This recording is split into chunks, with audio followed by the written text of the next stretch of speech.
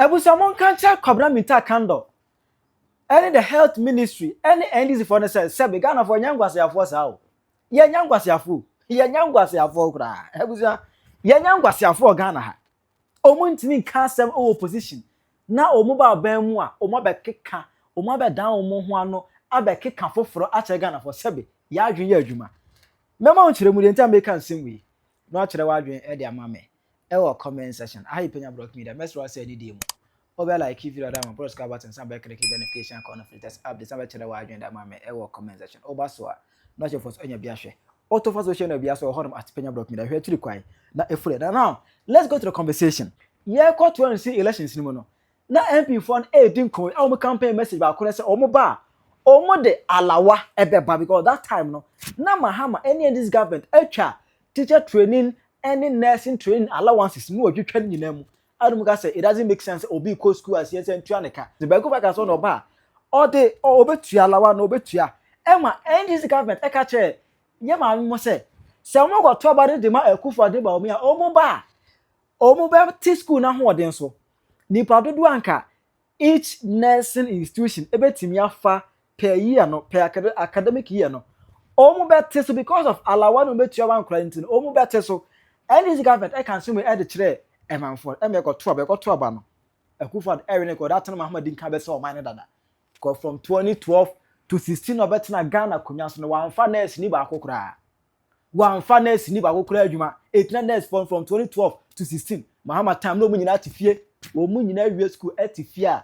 obi anya employment ya to be ku father we ne ye ana ku father buy oba na ne ode alawa no for sure odi the bushes ode alawa no e buy na already no se no there be any bet fie no because Mahama time from 2012 to 16 one for obi adwuma ezi gofo nyina any da manim say ku father me fa wo mu ente na se man fa di bi ama na o mu afi no be ko school foforo no man tete so a pressure beba me mamamuo ne so Ghana for beka say me share abonnement me ne so e dey go father e dey ade bi atu dini Nursing Training Admission Quota System by our quota system the ten say various nursing training institutions no school be our capacity obetimi afa and be your first school A no the capacity ultimate for the pay be at 10,000 a go for the government anywhere me e dey 60% quota system by as 60% quota system say obetimi afa 10,000 and now you set so for 6,000 what I say fa 6,000 obehwem forms na beton emu na obe o admit enipa 6,000 every the 6,000 no who na be yon hihye yi obi a won qualify the grade na dey e match no wan twa kama ne ade no so no mu nyina no mu twa ye no ko interview or qualify bia you are looking for 60% and 60% anafa so that e betimi atua alawa no ama omu abra oman no enkobuso na face no so that we can secure job for them right after school.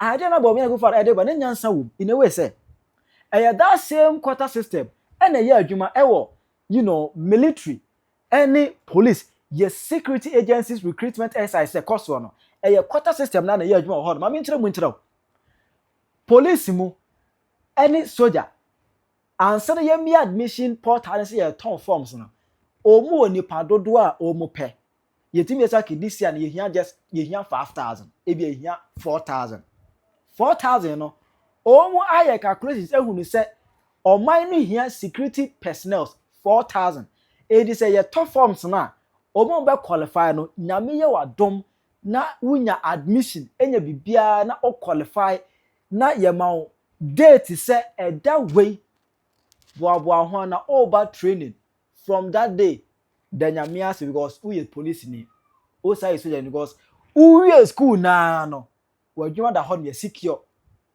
because ya hwe dodo o man betimi afa for this year eno ho ene de ton forms amamo na no ho so ne ye fa hwe e de afa dodo e di amfa ma ne mro so na mu be wi a mo pass ba outer obi abetene bi se ma anya adwuma da bi e bi na compass mo de ba nurse any nursing schools ni mu so that ye fa say what forms na nyame aduna ko interview na qualify interview na say yenya I admit you into any nursing training school automatically o ye nurse ni provided so beto ko school na wi na be twa exam na betwa utwa o ye nurse ni the enu bi na ga go fa no ba omia e pese o mo de ba e ma sa ko adokode no official on 8th August 2018 ana estate ye ema that na omo de buy no and so ema 2019 omo timi employ nurses from 2012 sa be see 2019 ijefa 2012 13 14 15 16 Mahama time if omo nyina wie ema kufa sa to so far 16 17 18 20 8 consecutive years of employment. A good for nurses for 8 solid years, starting from Mahama time 2012. Or for when you know because of this system now or the buyer because now I'm afraid the pressure and man nursing system no so more. And my side or the buyer no. And this government no, I don't know motive they kicked against it. Kwesi Pratt Jr. I catch a good father say, hey, a good father munyai. Your quota system policy will create more problems. Kwesi Pratt to a good father government. Kwesi Pratt Jr. Ebeka say, o quota system now dey ban. Ebe creating more problem. Enti munyai, mumfantu baby, mumiemu na schools be antiminfa applicant to its maximum capacity. Muma school be anfa the total capacity. Mamun suppress, mamun fa quota system be mo munyai na school be anfa. Yaya na sa so a what's the essence of training many people into the nursing field? Na ebia we are obetima fa kakra bi adwuma. What the essence? To mo motive na oyo mo de. Etika yente so na dodo anka oman ni hia betimi afa wo mu no. Yen training wo mu kan no the best. Then nka anka ba say ne obia we squat if you wanya adwuma en kan no be solve that issue no. But o man tie ase. E man say on that issue ne there 2023 no December 2023 Mahama Ebeka say Amaka say the next NDC government will abolish this quota system now and for the about nursing training hodom. Mahama ka say obi abolish it. Emma on 21st June 2024 na ye election year. Kwabena minta kando ene Malek Basintale ekotena NDC TV station so. Na we any sem omo kan ye. Ko ye nursing. Nti se oba ye institutions a ye trainee amanfo ema wonom ebeye anesefo a yewura John Mahama breso obaye no na nursing training colleges a ewo man mu na ye 32 yo obefiri so no na ode beye 66 and aka ho from 32 to 98 66 additional no, they are nursing training. Inti nursing training college bi say kwa Eva John Mahama na see ye that dey so aba yamfo Techima Krobo. I say Techima Krobo ho no na abayiwa ne ko bisa. Ni sa training institution na ba omi akọ ho no. You only see ye. John Mahama. Na wo akọ John Mahama asase so. Wo say akọ sopa no. E di ntro ato so. Ndi bole kwapon tumu yeji Zuarungu ni nyina Ira John Mahama na tikesia owi adwen unim de ntia ode sa abaye Ira John Mahama say obi wo ho na won kran na okọ nursing training college wie ne de na ekodwabo so semenko nti te sa dia yemi bi nursing training institutions ni bi onkrase no nti bi nkrase na wo mo mbo ho no a mo area ho no yentwa ebo bi number bi nto ho ne mfa mo quota bi yes quota bi mfa nto ho nti say school no efa nipa beye 200 a say omo mu fi area ha no yemfa nipa beye 30 and 40 fantastic damango fantastic sa pepepe se ne beye asa ankofo no mo ho no mu wie school na ye ka se on tra ho nya adwuma obeye na busuafo ho nti schools no o de bebre e ka ho what a visionary man anya no kwa o otimi fa nkofo bi no mu fi zongo ko Cuba e ko training mo medical doctors yes nursing na numbers into obia training institution bia na ufi say ubetumi a training more people no o se fa o capacity ya upgrade binom e ko model nursing training the model nursing training no e bi se kolebu Komfanoche Cape Coast Koforidua secondary Boga atibie ni nyina omo upgrade no ko model nursing training colleges wow ohun adwen aye dey be mine okay ento aso we ba omi adwen ho ani ti be pai na we na yenuanom baaye a wonom say school bi te say bia na regu a omutimi fa nipa be 1000 and Ira John Mahama say there be Your mom quota, if you never quite a better time with the Osamofa. Inti, if you never my mom for 1,000, be mom for 300. That's what I said. You more the quota. Into every nursing institution, no, they say a quota, no, you try the same envelope near the Obiko no Obi quota offer. Yeah, see. Inti, omo, the quota, buy. Let's see. Krata, omo try come at the nursing institutions. Book don't lie. I mean, the so they say, me trying to for you. Into Sakrata way, if the Ministry of Health, what's the quota for the 2022-2023 academic year? Quota. Quota system. Yes. Now, so communicators, there's no quota. There's quota. I'm trying. And you signature, 2022 Deputy Minister. Yes, Deputy Minister. Yes. 2022. That I'm president. That be. Remember the president. Inti school way. Inti was the Ministry of Health has announced the distribution of quota for 2022-2023 admission into the public health training institutions. In view of this, the ministry officially gives approval for the underlisted quota to your institution for 2022-2023 academic year. Wow. Into admission quota. Now, we TBBS registered general nursing. School way. You got John Mahama Breswa. Almost a month for 50 no. Now commitment for about 300. 300. Yes. So they have deprived 250 people an opportunity. To 50. Wow. Now, nursing assistant clinical on some 500. Now, see, the way crata we much come on. Almost say 70% for the institution. What I say? Out of the 50 no, institution school no, ammonia employment. For the people come 35. 30% for the ministry. Mentions you. Forms no ministry. And a minister and a beba. This idea we now say that be munina ho de be yebodia. Nti me no mo che yamin. Yes. And this is on. This is criminal. It's criminal. Let that we know that one. Wow. Inti quota system no ana make am for say enya no kren. This is the letter indicating say every institution, every nursing training college, I will maim has see America say. Obia o MPP near, don't just follow the crowd. Yes. Nursing training na e wa John Mahama Adaroma say obey 98. Just walk into any of these institutions. That be one say quota na nsa mo meeting by enche. Wow. Omo meeting by omdom quota ma omo enche. Inti quota system no. Inti na Matthias here. I thought that what one obi afrel. Honorable, migrate ye pan so amount family. That be a deprive amount for the brain. A lot of people. Yes. Into what if ye na say one year kwan anko nursing institution. And so what good grades are. Yes. Can you say about me any na don't. As a channel no. Ye we John Mahama Breso or say institution no ebeye intake ni per the capacity of the institution. The institution na ho din betimi bia no wono mfa.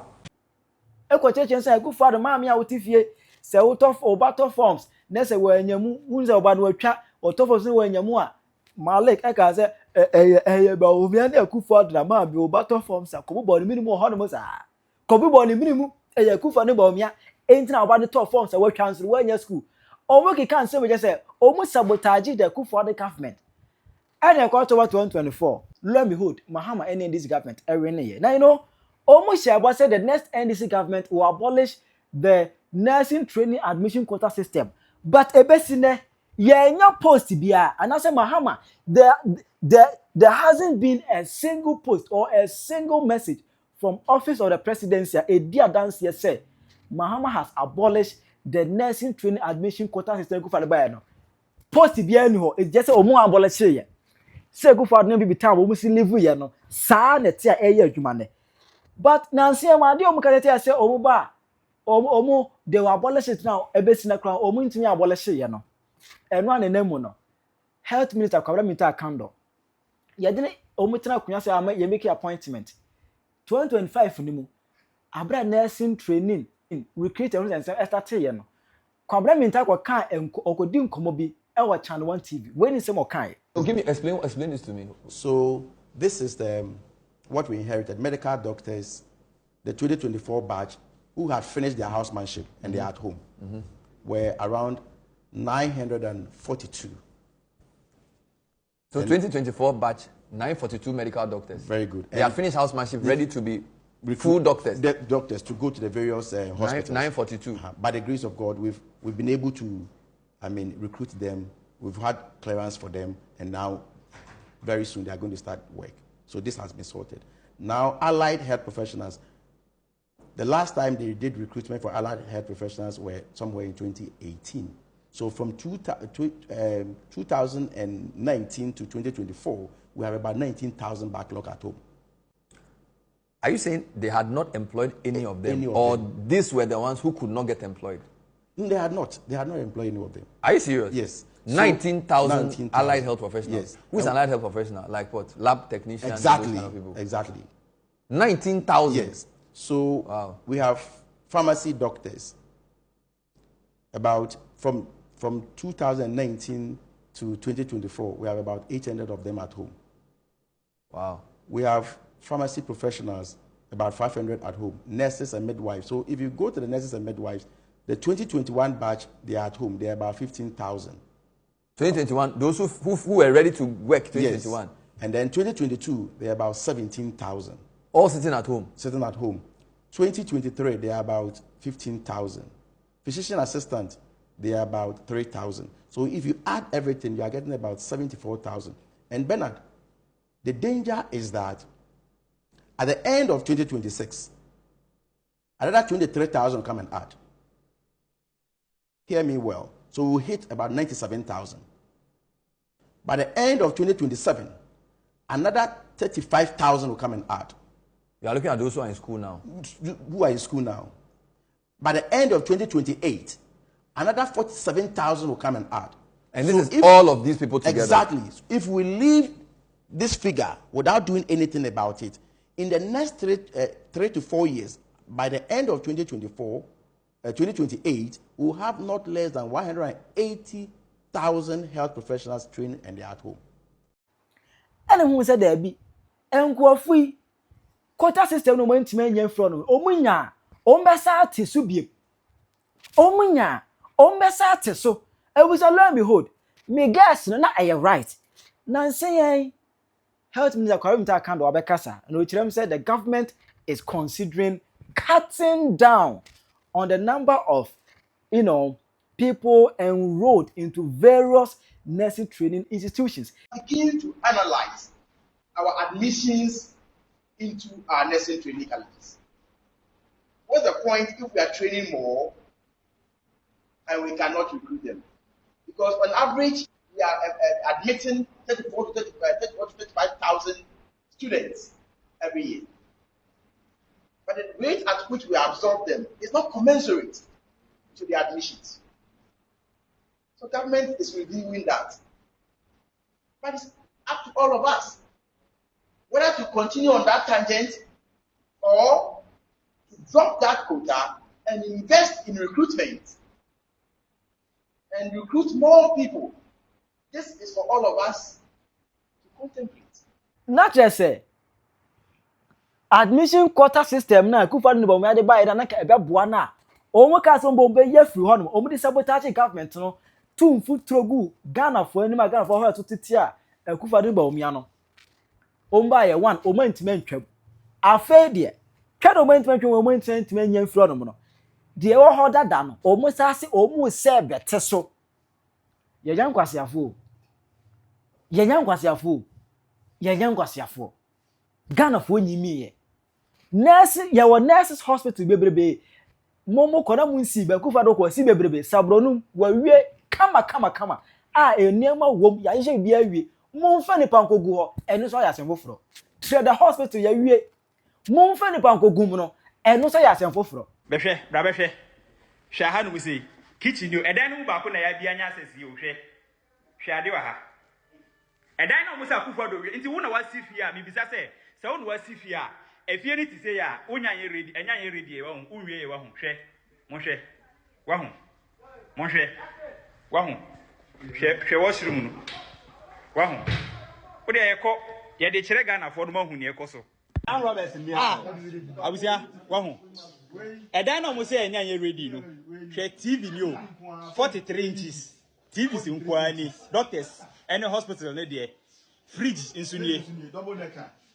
fridge sunie enti ɛdan na ɔmo sɛ ɛnyɛ ready yɛ no wo de ka kyerɛ me sɛ wo yɛ Ghana ni wasi dan sei wo se ɛnyɛ ready menu wo de Yesu ba besi mu ansa na ɛdan na yɛ ready anase dan ɛ condition ebo mu no ɛdan na hospital na ɔmo sɛ ɛnyɛ ready no nti wo de ka kyerɛ me sɛ Yesu na ɔpɛ sɛ wo de ne behyem ansa na wo hu sɛ ɛdan no ayɛ complete anase dan yemu dodoɔ sɛ na ɛdan we hwɛ cylinders hwɛ pillow hospital na yɛ sɛ ɛnyɛ ready no nti wo abrante a wo betie mi a wo bɛka sɛ ampa hospital ni yɛ ready no wo na wasi dan sei a wo nkɔtena mu hwɛ pillow nie nurses for them hwɛ kettle wahu kettle ni o doctors for ayi accommodation hwɛ enema we nyina da ha o yesi enya ye ready ye wo ye Ghana ni a wo ma wo yemu hyehyew hwɛ ɛdan ne na start say no wahu hwɛ rooms no doctors room hwɛ air condition ebomu no hwɛ Ghana sika doctors omo chance a omo be ye aduane hwɛ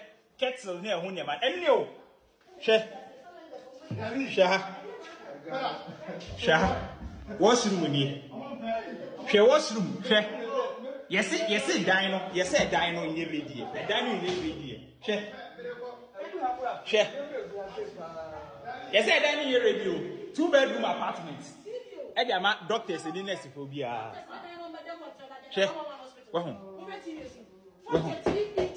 ti ube pia ha so a doctors for no bungalow aha nyina aside down with structures ya ohu yi nyina doctors ba bia doctors beda nti doctors no omo adabre ni ohwa bibia set ewom doctors nti wo de ka kire me o say hospital ni ready a Ghana ha no say hwan na ebe si dan na o say wa ye dan ni say but on tu nkwatenam like people should tell us say how many of us including the MPs no omo hwan fie na ti say no say ono de was si dan na dining the state of the house dey but enye ready say e be kwa kwatenam hwe aha e bungalow doctors for ene be da ha wahu nti e bi say ho say nti oye minister oye MP na say wasi dan na dan ti say light na ebom no omo say enya nwie ye nwie hospital ne ye we e ba bia ye da o wahu rooms ni nie yesi ye nya nwie ye nya nwie dan ne ye wate yesi ye nya nwie dan ne ye wan pa na si fie say ya o so ntu nkotena what si fie say ya o so ntu nkotena fie ni mo I mean who does that What's with you?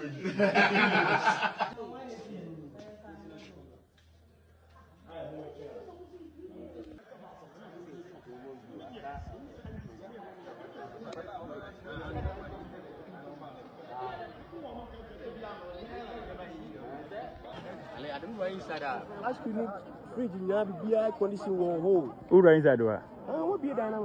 oma bi oma sa lock ya na We should lock there. Charlie.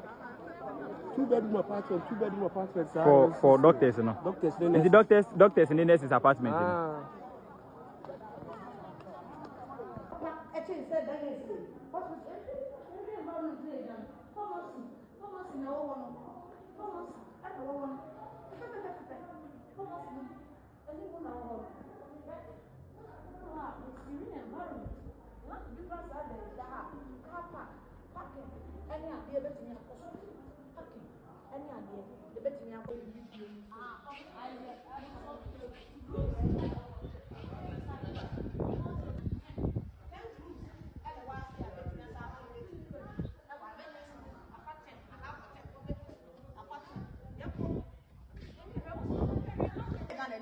Do you want dancing? Administration the one.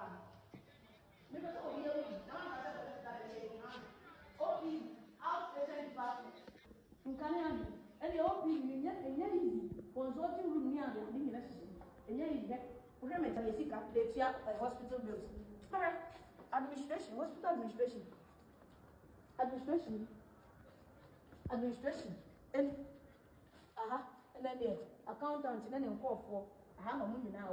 And you remember us near say when you this year, and this year, and then one answer my end this year, man. I appeared there. Mo shabon na hwan na tire mo policies ne mam sa mo nkwa mo campaign message no hwan na tire as a man plan na mo keka bi fadie na abo mama mo na foforo mo it hard minister with all the respect quota system ne de enya adwuma because who opposition wa na akasa tiaye it this time enya adwuma kyerɛ wadwe ma me e wo comment section hi PENYAH Block Media Accra